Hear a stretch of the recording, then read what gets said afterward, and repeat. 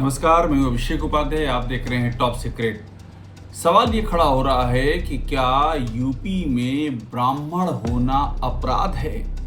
और ये सवाल इसलिए खड़ा हो रहा है क्योंकि लगातार एक के बाद दूसरी ऐसी घटनाएं घट रही हैं जहां पर जो पीड़ित हैं वो ब्राह्मण समुदाय से हैं और उनके मामले में इंसाफ की बात तो छोड़ दीजिए, जो बेसिक कार्रवाई होनी चाहिए प्रशासनिक, वो बेसिक कार्रवाई भी नहीं हो रही है। सिलसिला है, एक दो या तीन या कोई अपवाद का मुद्दा नहीं है। ताज़ा मामला है यूपी के बस्ती जिले का, वहाँ के दुबौलिया थाने का मसला है, जहाँ पर आदर्श उपाध्याय नाम का 17 साल का लड़का और उसको पुलिस उठा के ले जाती है और बाकायदा अखबारों में छप रहा है, रिपोर्ट हो रहा है कि 5,000 रुपये के लिए टॉर्चर करके पीट पीट करके उसकी हत्या कर दी गई। आदर्श उपाध्याय की 17 साल का नाबालिग बच्चा, और एक मामूली से विवाद में पुलिस उठा करके ले गई थी, मगर 5,000 रुपये, आरोप ये कि 5,000 रुपये चाहिए थे और उसके लिए इतना पीटा कि उसने दम तोड़ दिया। घटना है 25 मार्च की।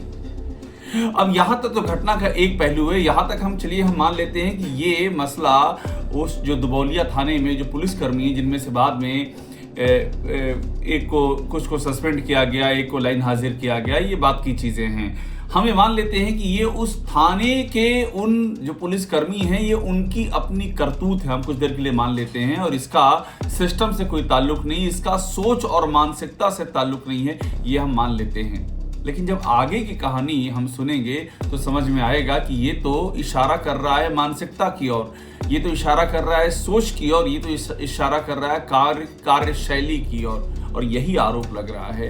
क्योंकि आदर्श उपाध्याय की मौत के बाद आज तक इस मामले में उन पुलिसकर्मियों के खिलाफ एक अदद एफआईआर तक नहीं हुई है। आपने दबाव पड़ने पर, जब दबाव पड़ा, जब खुद बीजेपी के जिला अध्यक्ष विवेकानंद मिश्रा सड़क पर उतरे, जब खुद एबीवीपी के कार्यकर्ताओं ने नारे लगाए, प्रशासन के खिलाफ खुल के नारे लगाए, तब जाकर के दबाव में एक को लाइन हाजिर किया गया और 2 को सस्पेंड किया गया, पुलिस कर्मियों में से वहां के दबाव में किया गया। लेकिन आज तक एफआईआर दर्ज नहीं हुई है। आप ये देखिए कि क्या ये प्रशासनिक निरंकुशता का आलम है कि जिस मामले में आपने सस्पेंशन की है, लाइन हाजिर किया है, दबाव पड़ने पर ही किया है, उस मामले में एक एफआईआर दर्ज करने को तैयार नहीं है। और आपको मैं तस्वीरें दिखा रहा हूं किस तरह से एबीवीपी के कार्यकर्ता नारा लगा रहे हैं, किस तरह से बीजेपी के जिला अध्यक्ष मौके पर हैं। आप ये नारे सुनिए, ये तस्वीरें देखिए।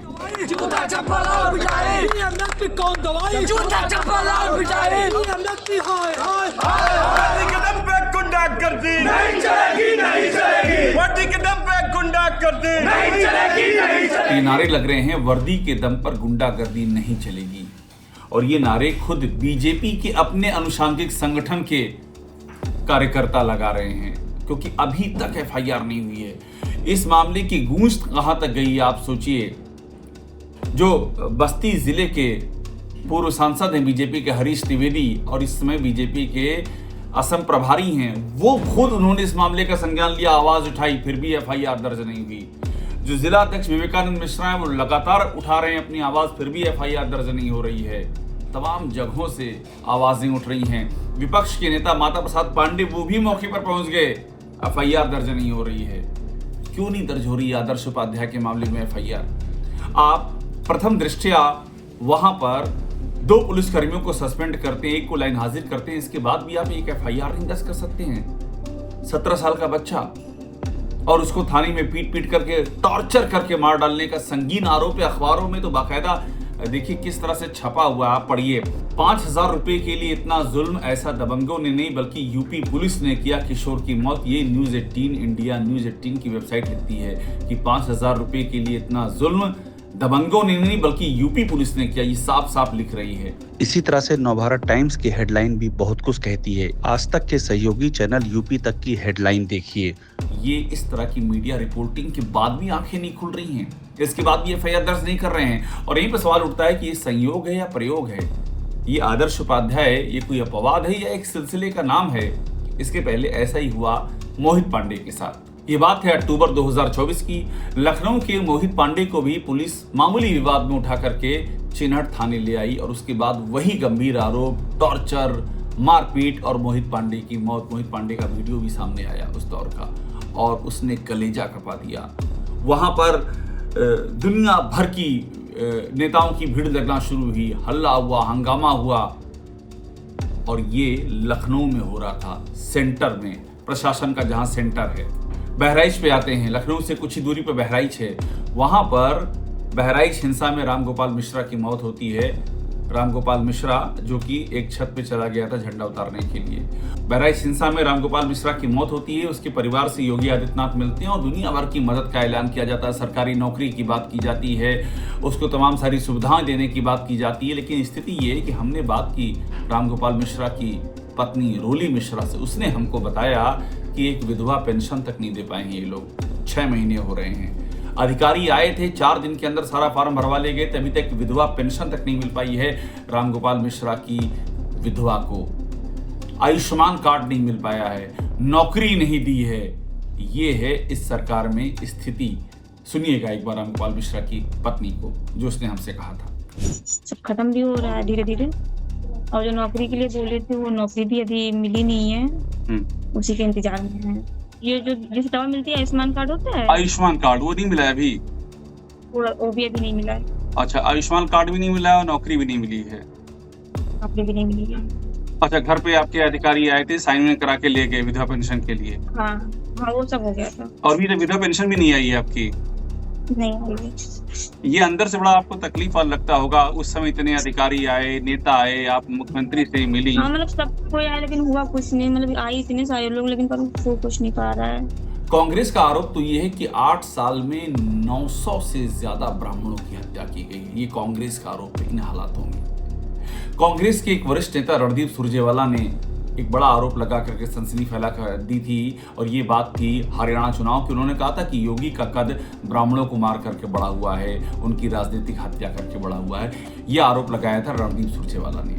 और ये जो बात कही गई थी कि योगी का कद और ब्राह्मणों की राजनीतिक हत्या, इस सब के बीच में कनेक्शन भी है। कनेक्शन जुड़ता है गोरखपुर से। यह आरोप हमेशा से लगता है कि गोरखपुर में एक लंबी लड़ाई रही है ब्राह्मण बनाम ठाकुर की और योगी आदित्यनाथ पर आरोप है कि वो भी इसका एक ध्रुव रहे हैं।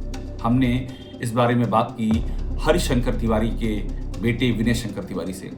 कुछ वक्त पहले हमने उनसे बात की थी और हरिशंकर तिवारी के साथ में जिस तरह से योगी आदित्यनाथ के जो रिश्ते रहे हैं और जिस तरह से वो वही जो लड़ाई वहां पर चली है ब्राह्मण बनाम ठाकुर की, उसका एक एक हिस्सा, उसकी एक एक तस्वीर लोगों के जहन में आज भी चस्पा है। और हुआ तो यूं भी कि हरिशंकर अभी हाल ही में हरिशंकर तिवारी की प्रतिमा लगाने के लिए चबूतरा वहां जो था उस चबूतरे को तोड़ डाला गया। उसको लेकर के आवाज उठी कि आखिरकार इतनी भी क्या नफरत है।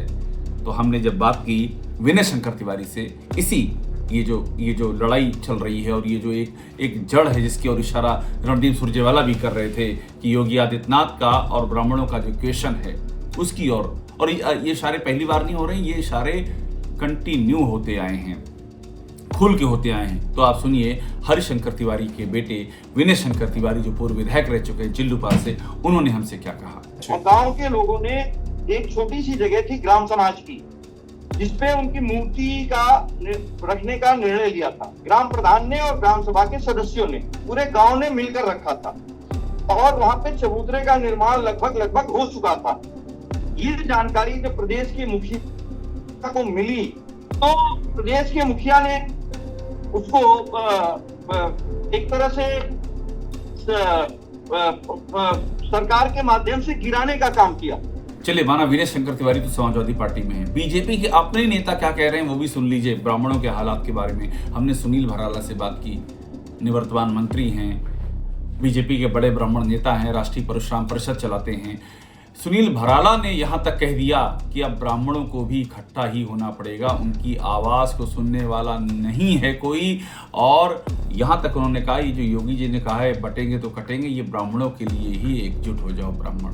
ये बीजेपी के अपने नेता सुनील भराला ने हमसे कहा था। तो उत्तर प्रदेश के 19.5% ब्राह्मण समाज जो है अपना, उसको इस नारे को जो हमारे उत्तर प्रदेश के मुख्यमंत्री जी ने पूरे देश में प्रचलन भी है नारा कि बटोगे तो कटोगे, ये ब्राह्मणों को भी विचार करना पड़ेगा इस पर।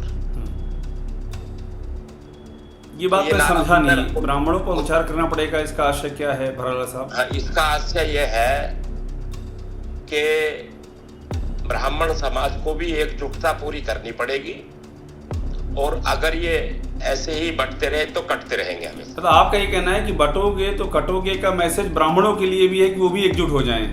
हाँ, बिल्कुल एकजुट होना चाहिए उनको। तो क्या आपको ऐसा लग रहा है कि इस दौर में ब्राह्मण निशाने पर है, खतरे पर है? क्या ऐसा भी कोई खतरा दिखाई पड़ रहा है आपको? नहीं, ये बात तो स्पष्ट है, टारगेट तो है, टारगेट है। मैं इस पर बिल्कुल भी स्पष्ट रूप से कहूंगा कि टारगेट तो है। और अब बात करते हैं कमलेश तिवारी की। कमलेश तिवारी भी एक बड़े नेता थे हिंदुओं के। लखनऊ में उनकी गला रेत कर हत्या कर दी गई थी। उनकी हत्या के बाद भी वहाँ तमाम नेता पहुंचे, बहुत सारे वादे हुए, सरकार ने बहुत कुछ किया, लेकिन हुआ कुछ नहीं। हमने बात की उनकी पत्नी किरण तिवारी से। किरण तिवारी ने हमसे साफ कहा कि ये सब वादे थे, कोई पूछने नहीं आता है, किसी ने हमारा ख्याल नहीं किया, हमारी सुध नहीं ली। ये कमलेश तिवारी की पत्नी किरण तिवारी कह रही थी। सुनिए उनको एक बार फिर से। वादे तो इन्होंने बहुत करते हैं, कई लोगों से करते हैं, कितने जितने भी आज हिंदूवादी लोग खत्म हुए, सारे लोगों से वादे ही तो किए हैं, पूरा कहाँ किए। मेरे साथ जो बीता है और जो बीत रहा है वो हम बहुत अच्छी तरीके से जानते हैं। कोई नेता, ना कोई मंत्री, ना कोई कुछ भी नहीं दिखता, सिर्फ उसका परिवार दिखता है जो वहाँ खड़ा होकर के न्याय की भीख मांगता है कोर्ट में।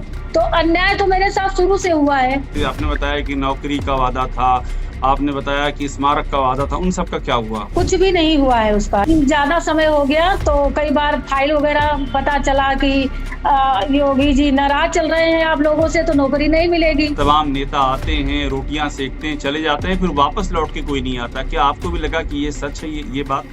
बिल्कुल भी सत्य है, बिल्कुल भी सत्य है। तो जैसा मैंने आपसे कहा कि ये सब एक के बाद दूसरा सिलसिला जुड़ता जा रहा है।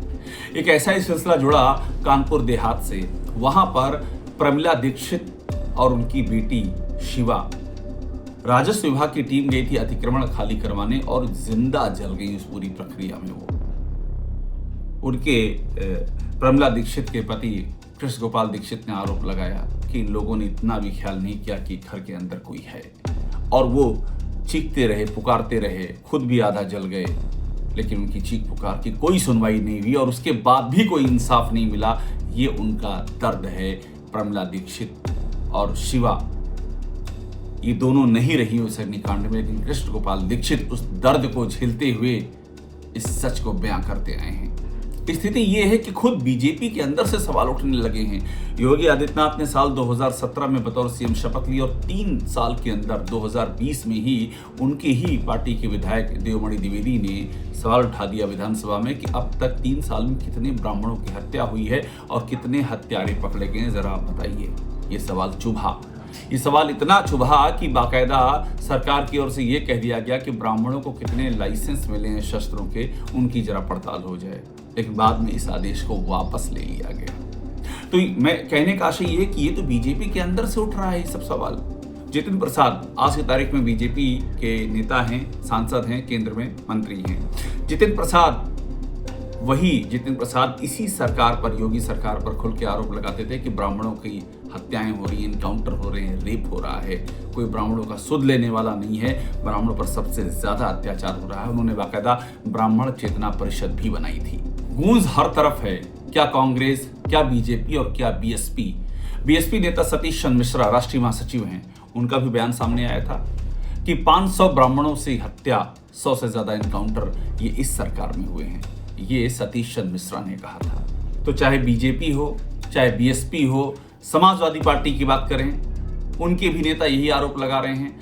हर तरफ से यही आरोप लग रहा है कि क्या ब्राह्मण यूपी में सेफ नहीं है, क्या यूपी में ब्राह्मण होना अपराध है। और आखिरकार आदर्श उपाध्याय के मामले में अभी तक एफआईआर क्यों नहीं हो रही? इतना हल्ला गुल्ला, शोर शराबा सब होने के बावजूद आप एक एफआईआर नहीं कर रहे हैं, आखिर क्यों? यही सबसे बड़ा सवाल है। 17 साल का नाबालिग लड़का बस्ती का मार दिया गया, उसकी जान ले ली गई, उसके घर वालों का सीधा आरोप है और सरकार एक एफआईआर दर्ज करने को तैयार नहीं है। और यहीं पर ये सवाल गहरा रहा है और ये सवाल बीजेपी के लिए भी एक बड़े संकट का सबब बन सकता है, क्योंकि ब्राह्मणों का वोट बीजेपी को आंख मूंद कर मिलता आया है, लेकिन ब्राह्मण इसके पहले भी इस प्रदेश की राजनीति में अपनी राह बदल चुके हैं। और अगर ऐसा होता है और ये संकट इस लेवल तक आता है तो बीजेपी के लिए भी बहुत बड़ी राजनीतिक चुनौती बन सकती है। तो आप सीक्रेट को देखते रहिए, लाइक कीजिए, सब्सक्राइब कीजिए। आपको यहाँ वो सारी खबरें मिलेंगी जो आपको और कहीं नहीं मिलेंगी, सिर्फ यहीं मिलेंगी।